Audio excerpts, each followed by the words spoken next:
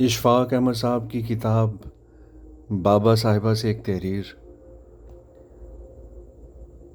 اشفاق احمد صاحب فرماتے ہیں، میں نے اخبار اچھی طرح سے تہہ کر کے اس کا ایک تمانچہ سا بنا لیا تھا، بالکل ویسا تمانچہ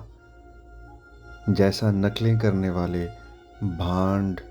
لطیفے کی پنچ لائن پر اپنے ساتھی کو مارا کرتے ہیں۔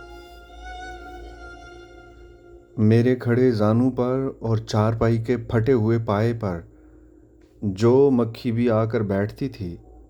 میں اس کا تسلی سے نشانہ لے کر اور پوری آنکھیں کھول کر جھٹکیلے ہاتھ سے زور کا اخباری تمانچہ مارتا تھا۔ شاذ و نادر ہی کوئی مکھی بچ کر جاتی تھی، اگر کوئی بچ بھی جاتی تھی تو تھوڑی دیر بعد واپس زانوں پر یا پائے پر پہنچ جاتی تھی۔ میں ایک مکھی کا نشانہ لے ہی رہا تھا کہ میرے سامنے ایک قد آدم سایہ آ کر کھڑا ہو گیا۔ میں نے سر اٹھا کر دیکھا تو حضور پر نور بابا جی فضل شاہ صاحب نور والے کھڑے تھے۔ آپ نے بڑی سنجیدگی سے مجھے مخاطب کر کے فرمایا، یہ مکھیاں آپ کے ذوق کشتن کے لیے بنائی گئی ہیں جو آپ انہیں اس بے دردی سے ہلاک کر رہے ہیں۔ میں چوروں کی طرح ان کے سامنے کھڑا تھا اور کچھ گھبرا سا گیا تھا۔ ان کی اس ترکیب ذوق کشتنی نے مجھے بالکل نہتہ کر دیا تھا اور میرے پاس اپنے دفاع کے لیے صرف یہی فکرہ رہ گیا تھا کہ حضور، یہ جراثیم پھیلانے والی مخلوق ہے اور اس سے اللہ کے بندوں کو نقصان پہنچنے کا اندیشہ ہے، ان کا خاتمہ ضروری ہے۔ آپ نے محبت سے میرے کندھے پر ہاتھ رکھا، شفقت بھری نظروں سے مجھے دیکھا اور فرمایا، مکھی انسان کی محسن ہے بیٹا، کرم فرما ہے، اور چونکہ محسن کو مارنے کا کوئی دین دھرم بھی اجازت نہیں دیتا، اس لیے مکھی کو مارنا بھی اپنے مہربان کو قتل کرنے کے مترادف ہے۔ میں نے آپ کے منہ سے کئی نئی اور مختلف باتیں سنی تھیں، کئی ایسے ارشادات سنے تھے جو ہمارے آزمودہ اور طے شدہ اصولوں کے منافی تھے، کئی ایسے اعلان سنے تھے جن سے ہماری زندگی کے چلن کا بتلان ہوتا تھا،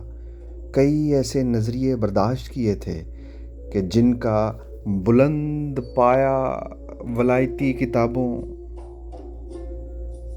انسائکلوپیڈیوں میں دوسری طرح کے اندراج تھے۔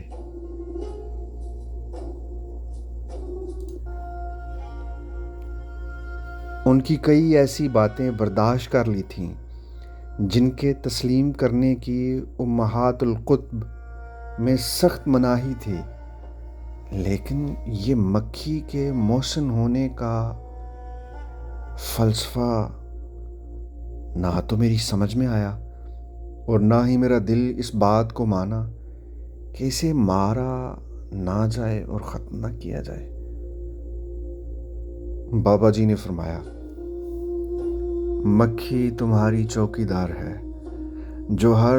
وقت خبردار پہرے دار بولتی رہتی ہے۔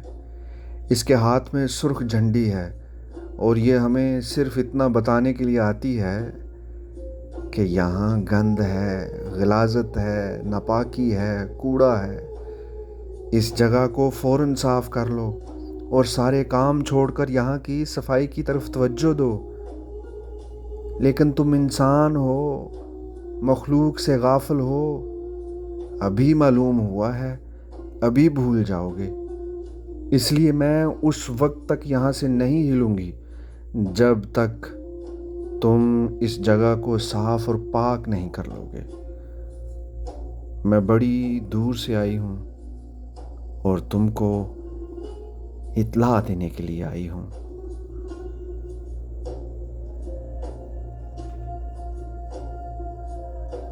تمہیں بتانے کے لیے آئی ہوں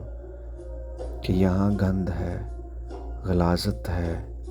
ناپاکی ہے، کوڑا ہے، اس جگہ کو فوراً صاف کر لو اور سارے کام چھوڑ کر یہاں کی صفائی کی طرف توجہ دو۔